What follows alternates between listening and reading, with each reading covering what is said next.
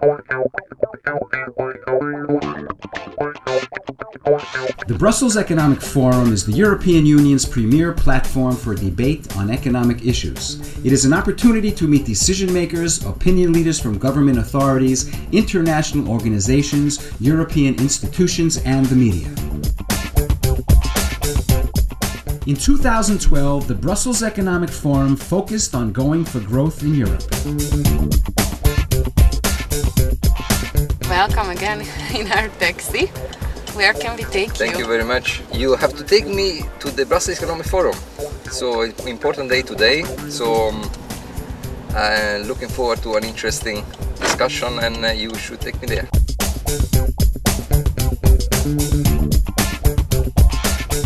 Almost inescapably, we have decided to talk about growth. I mean, there are many problems in the European economy, in the economy at large. Certainly the issue of growth, creating employment, increasing the welfare of our citizens, and is absolutely capital. Which panel are you participating at? I'm in the final panel, and I will talk about the role of structural policies and growth, and how the situation looks like today in Europe.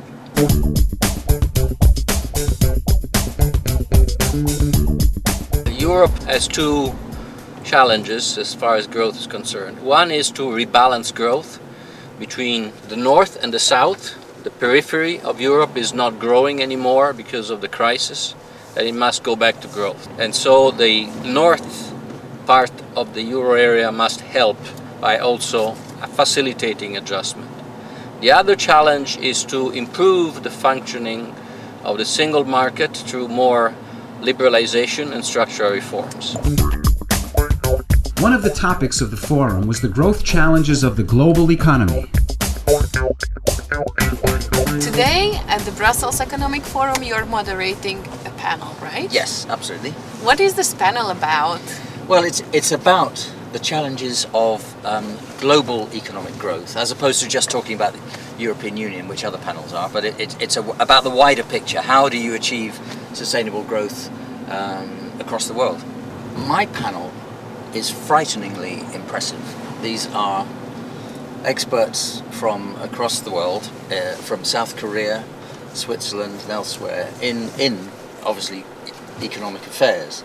The issues are quite clear, really. This meeting happens to be at a time when the European economy, of course, is in big problems. We don't know what's going to happen in Greece particularly. Spain is in trouble. Even today the news across Europe is about Spanish economic problems. And I think one of the questions I'll be keen to ask is, does the crisis in the Eurozone and in the wider European Union actually directly affect the chances of growth in the rest of the world? Or is the rest of the world big enough not to be overwhelmed by what's going on in Europe? How would you explain to the average European citizen the differences between the Asian and the European economic models and growth factors? We need to recognize that Europe has some strengths, and that's its educated labor force, its technological sophistication, its social protection, all of which it is beginning to dilute. And Asia has many weaknesses, that it does not have enough educational opportunities for its people, that it does not have sufficiently developed infrastructures, but the world is changing. Europe is beginning to dilute some of its strengths. Asia is attempting to remove some of its weaknesses. And while they are very different and you cannot replicate experience, there are lessons that Europe can learn from Asia. First, that markets have no magic, that there is a role for governments, and that there is a critical role for governments, which Europe seems to be receding on. Second, that you can build on productivity and growth by creating employment. In your opinion, what are some of the lessons that Europe could learn from the Korean or the Asian experiences? I would like to support the more structural reforms. This is coming from the also Asian experience during the Asian crisis. For example, in Korea case, when Korea was hit heavily by the Asian financial crisis in 1998, we focused on the structural reforms. Basically, we put the large amount of the public fund to the financial institutions. So we just solved out the financial market problems, and also we did structural reforms in the corporate and labor markets.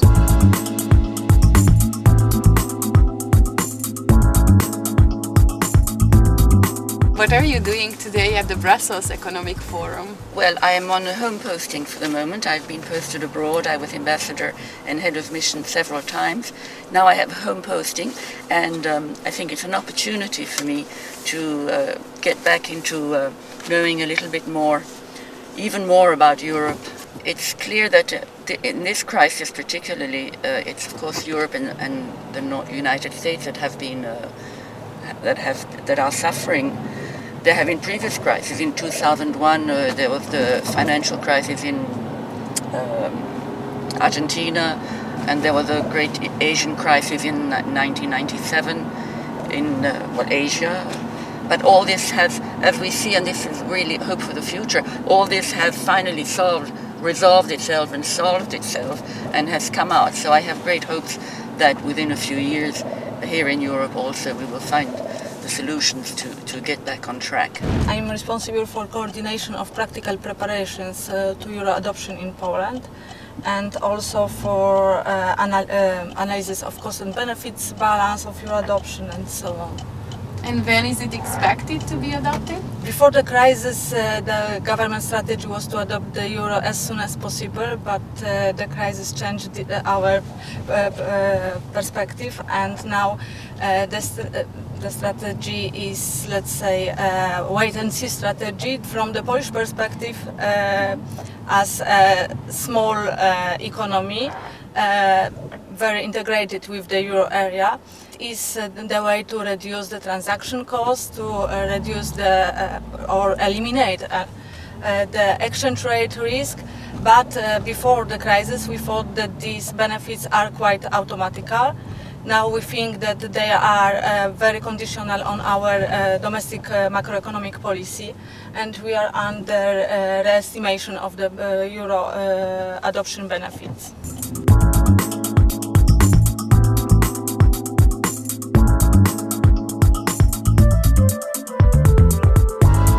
Some unique approaches and metaphors came up as well during the forum.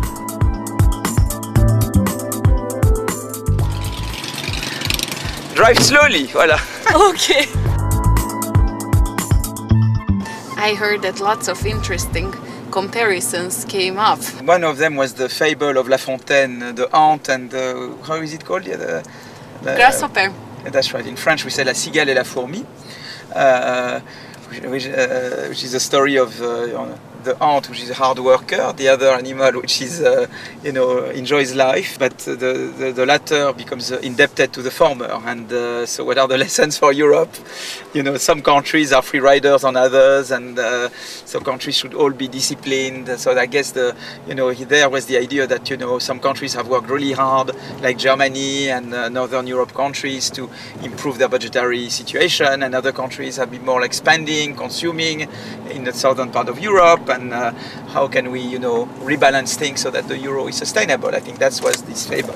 How is it in Asia? How is it different? Are there also ants and grasshoppers, or only ants? Or what? Perhaps more ants in Asia, but I think it's in Europe there is considerable diversity between countries, but in Asia it's the same. There are diversities among the Asian countries, but I think it's in general Asian people save more and invest more, so it's you can say the more ants than grasshoppers in Asia.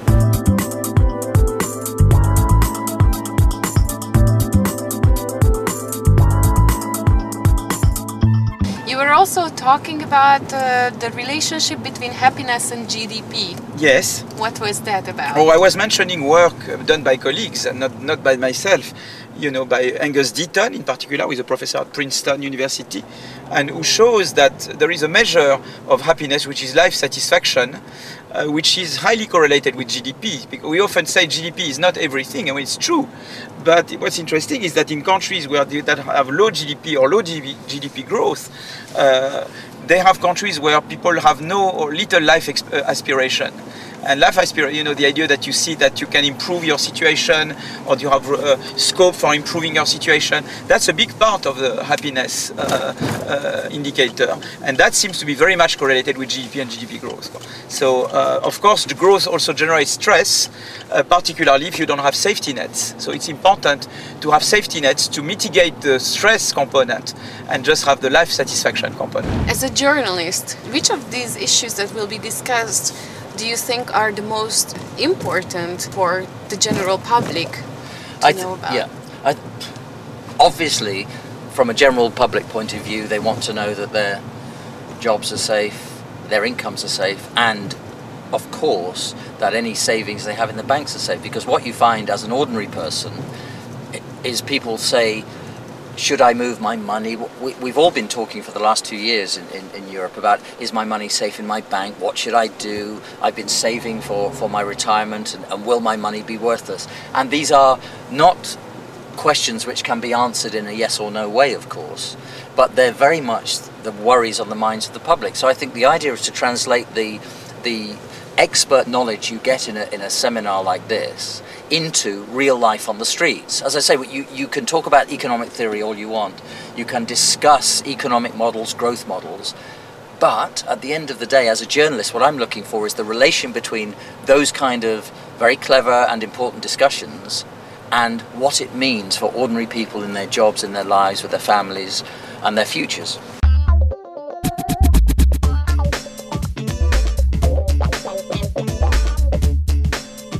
We were curious about what ordinary people think about the current economic situation and how they are being affected by the economic crisis.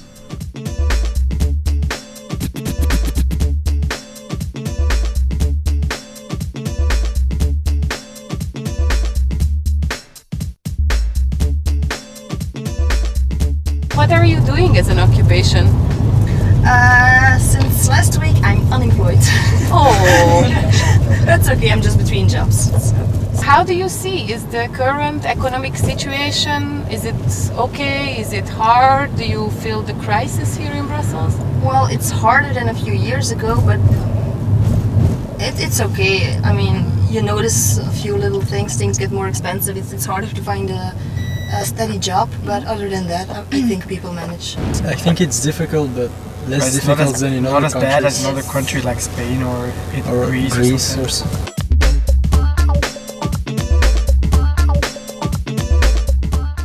In your opinion, what are some of the most important steps that the decision makers should do to improve this situation? They shouldn't increase taxes or make, how do you call it, necessary life products more expensive. Yeah. I mean, if they increase the taxes on cigarettes, I don't know, vacations, stuff like that, who aren't necessary for everyone, I understand that, but not on foods or public transportation, not those kind of things. They should create jobs for people. Well, they try to make it work for everyone in the EU, like for example helping Spain and Greece. Add costs to Belgium as well, but that's normal because we're all in the EU, so everyone's trying to help each other.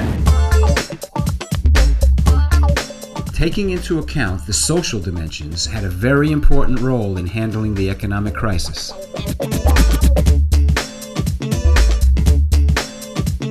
What's the Commission's response regarding the sometimes dramatic consequences of the crisis on a social level? I mean, we are really fully aware that this is a crisis of enormous proportions. I mean, that it really affects the life of, you know, everyday's life of people. The hardship, we fully realize that. I mean, there are people have been lost their employment, their jobs, having to do a lot of sacrifices. So in the response to the crisis that we advise the member states to implement, and we advise the European Union to implement, the social element and the element of fairness is there. Also in the countries going through adjustment programs with the IMF and the EU, we try to preserve conditions of fairness and equity. This is very important because otherwise it is going to be very, very difficult to sustain such a response. So we put the emphasis on active labour market policies, on inclusion, on education, and so on and so forth, to make sure that we have a balanced response. This is very, very important.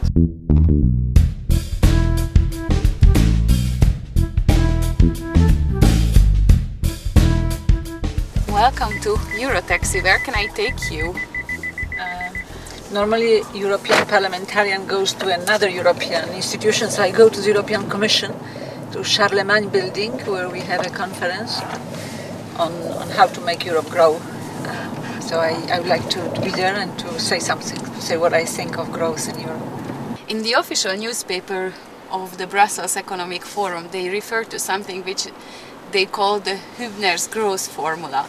How would you explain it to the citizens? We often think that Europe is just Brussels and that there are guys in uniforms who come, and some women, not too many of them, and decide on what goes on in Europe. But Europe really is down there on the ground, in the small cities, in villages, in bigger cities. And I personally believe that Europe today is also young people who do not just go across Europe and look for jobs, but that the young people also think how to make a job for ourselves. Because I think today there are so many opportunities in energy efficiency related area and everything that is linked to climate change, which means that we have to change also the way we do traditionally a lot of things, that young people can make it their own way, and can, with new generation, we can have new type of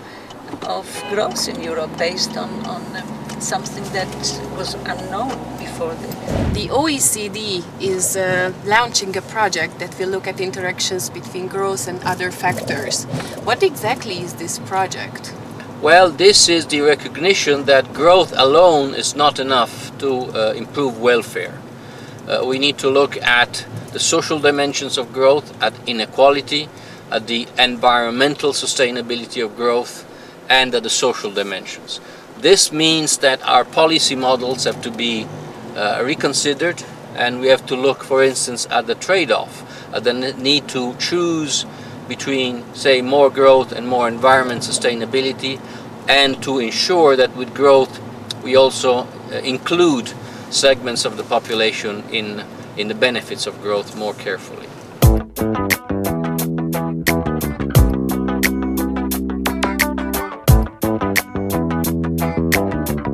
I think the very first problem that Europe needs to resolve is to get out from under the banking and sovereign debt crises. I think most of the difficulty Europe is facing now is a legacy of the measures that are being taken and the problems involved in these two twin crises. I think the strategy of pursuing a universal austerity in order to try to address these crises is proving counterproductive in many countries, and in time it's likely to prove counterproductive for Europe as a whole, because the northern Europeans, I believe, are mistaken to believe that they can have their growth remain intact while the southern Europeans are squeezed ever tighter. You cannot expect to get sustainable economic growth which will make jobs easier to get and incomes higher without accepting that because of the crisis we are in, there has to be austerity, there have to be cutbacks. And I think the new French President, François Hollande, has really brought that debate into the picture by saying that we need more growth. And I think people have been led to believe they may escape having to pay higher taxes, etc. And of course, I think the truth is you've got to have both. If you run out of money, you're going to have to pay it back.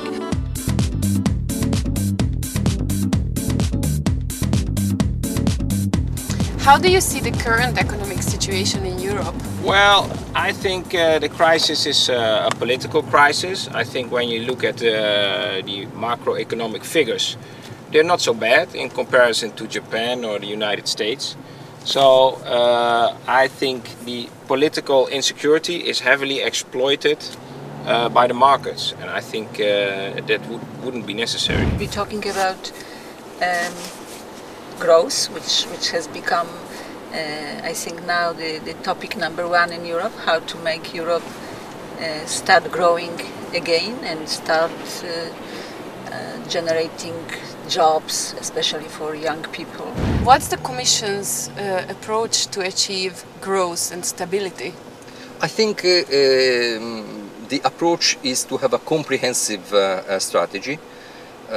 We cannot have a response which is only at the EU level, and we cannot have a response which is only at the national level. There is an interplay, there is a lot of interdependence, so there are things that we have to do at the national level and things that we have to do at the European level. So at the national level we have to carry on with fiscal consolidation, but doing it in an intelligent way, so not cutting spending across the board, but preserving the good spending, the high value added spending, doing the necessary structural reforms to make the economy more efficient. At the EU level, we have to have a response which involves deepening of the internal market. We have to strengthen the capital and the possibility of intervention of the European Investment Bank, and we have to implement the surveillance again in a differentiated way to take into account the different positions of the member states. So we need a global response, not a partial one.